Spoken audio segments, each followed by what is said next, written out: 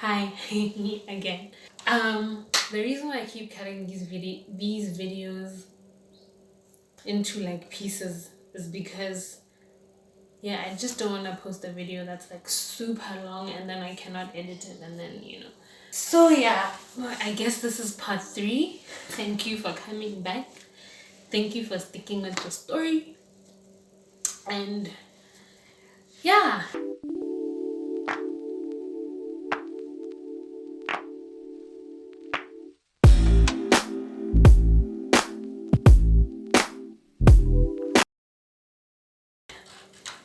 we're past um me accepting that the doctor cannot do the abortion like in secret, that he has to tell my mom and etc. So now looking back, I realized that this doctor was really trying to get me to accept that I'm way past being able to get an abortion and that I'm gonna be a young mom.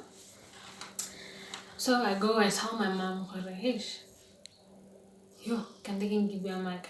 Anyway, so I go home and I realize, well, okay, I have to act fast because I'm already so far along, and if I don't act fast enough, then I'm definitely, gonna have this child. Yeah, so I'm panicking. Then I'm like, okay, how best can I tell my mom what's happened and what's going on?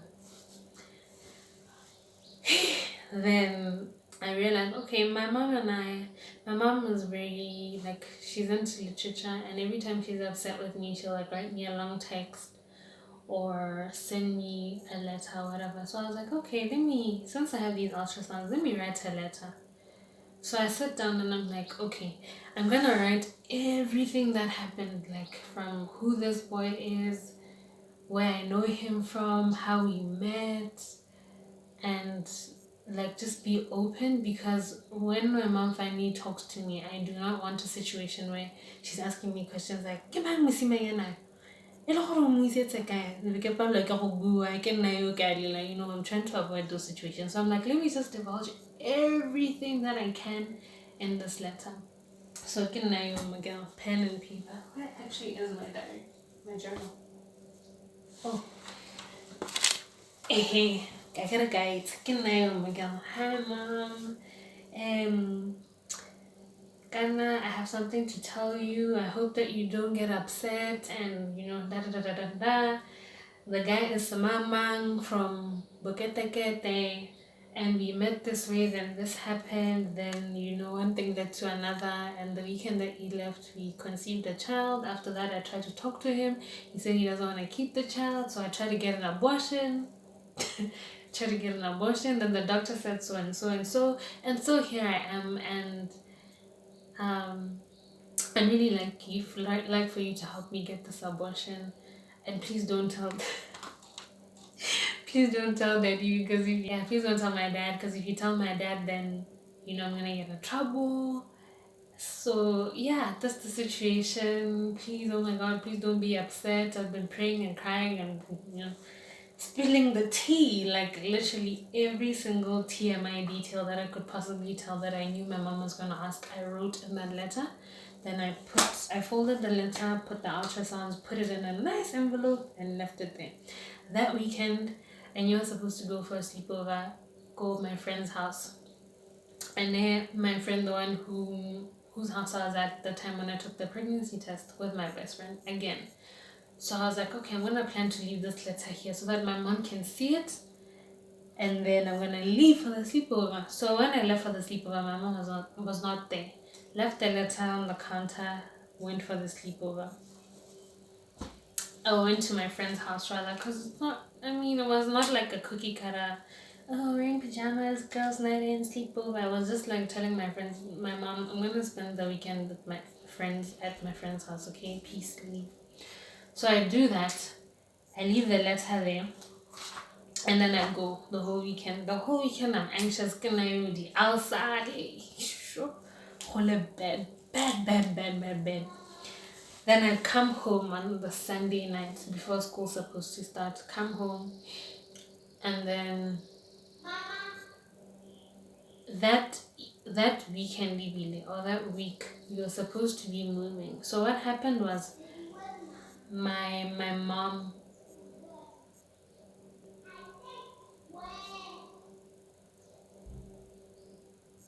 Sure. Yeah, so what happened was my mom, we were moving. Sure. Then um my mom's bed had already gone to the new house that we're moving to. So hadn't really ho my mom robala lenna mo rooming yan mo lang dyan. Then that night hadn't really to go to my mom, she's sobbing. I'm like, oh god. I thought her energy was just off. My mom is sobbing, she's sobbing, then she's like, I begin it too. I get out of bed. Then she's like, I read your letter. I found it. More washing basket thing. Huh? Washing basket thing? Hey. Then she's like, my brother took the letter, read it, didn't even bother to put it back in the envelope how I left it. All nice and pretty. I thought, oh, and why are little siblings like this? Yeah, so anyway, I read your letter and then she starts asking me the same questions that I was trying to avoid her asking me in the beginning. So okay man, then after a while she stops crying, then she tells me, you know what, Manaka, it's okay. We're not gonna abort this child because we don't believe in abortion. We're Christians, blah blah blah. So I'm like, okay, my mom has accepted it. Then I'm like, but I'm really gonna have this kid. I'm gonna be a mom. Oh god. I kind of start getting excited about the pregnancy now, but then I'm like, okay, now here's the hurdle of telling this guy who was my friend but is clearly not my friend and does not have my best intentions at heart that I'm not aborting the child. Okay, so I tried to convince him. I told him, look, I ended up telling my mom that I went to try and get the abortion and this is what happened.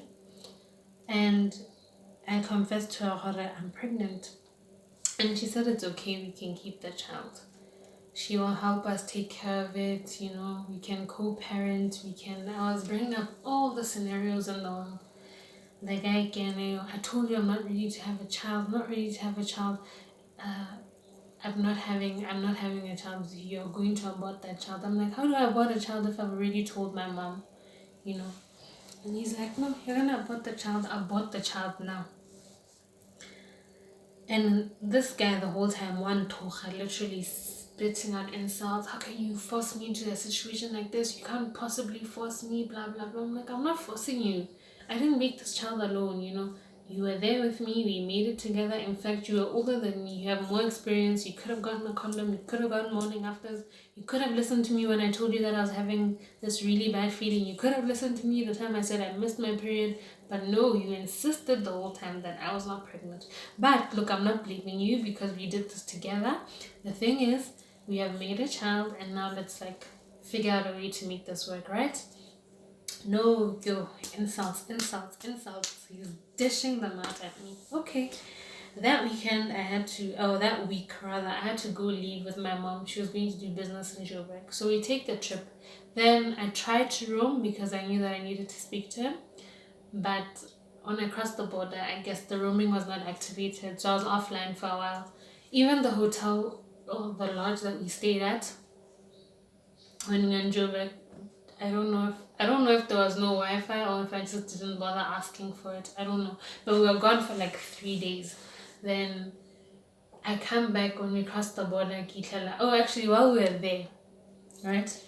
My mom notices that I'm really upset and I've been crying and crying and crying. And then I tell my mom, this guy, he keeps insulting me. He's been saying that I'm a horrible human being and how could I trap him like this? And I show my mom the messages. Then my mom's like, you know what, Clara, when we get home, I'll deal with this. I'm going to deal with the situation. Mama, don't worry. Okay, mom. So that weekend, I'm like, I'm not gonna go online. I'm not gonna get data. I'm not gonna do anything to make the situation better. I'm just gonna let it be. I'm gonna be still. I'm gonna enjoy this time away from wherever with my mom. and I'm gonna chill. And then we get home, we cross the border. Ding, ding, ding, ding, ding, ding. My phone is going off. Hoodie message. How could you leave? Why are you not saying anything to me? Blah, blah, blah. So I tell him, look, when I was talking to you 3 days ago, I was crossing the border. I didn't mean to like leave you hanging or anything. I was crossing the border and we mid conversation. I'm sorry. And then I tell him, but this is what my mom says. Then he all of a sudden starts saying, let's go to my fiki. I want to take you to my fiki. We're going to get an abortion. Blah, blah, blah. So I'm like, Kante, I'm done with him. How are we really? It's too late to get to do this thing. Do you want me to die? What about me having kids in the future? Do you want me to be able to have kids if I do go ahead with this and then it gets messed up? Like my system gets messed up. What happens then? Are you not gonna feel sorry for me? What if I die? Like, how do I tell my parents when I'm crossing the border to go and get an abortion? Or how do I even begin to leave my mom's side when she already has so many trust issues? Like, He's like, no, I'm taking you. Then I'm like, okay, I'm sorry. But this time I'm taking the decision to decline. And I remember the last time I spoke to him on the phone, we had been going back and forth since I came from SA. And the last time we texted each other, I was sat in my brother's room and he was like, nah, I don't have a child. I'm not having a child. You're gonna keep this child. And I was there like, I find this so unfair because I didn't make this child alone. When I told you what I was going through all this time, you were not helpful at all. And then you want to come out of nowhere at the last minute and tell me that you've raised money to get rid of the kid that we made together. And hopefully learn out Sam. And then he started saying things to me like, if you are not going to get rid of this child, then I'm not going to take care of this child with you.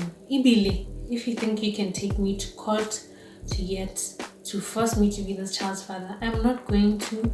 The most you're ever gonna get out of me is a few money. I remember this so well. He said the most you're gonna get out of me is a few monies per month just to take care of your child, and that's about it. I'm nobody's father. I'm not taking care of your child with you. So why not? Okay.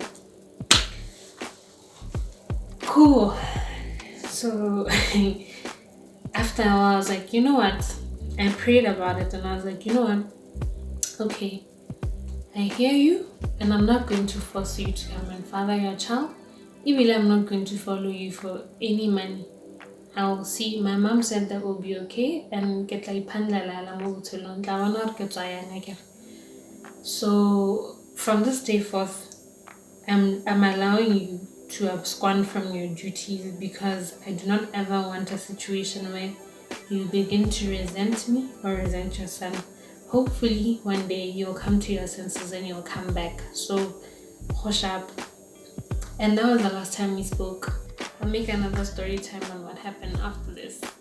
But let's take a break from this for now. For right now.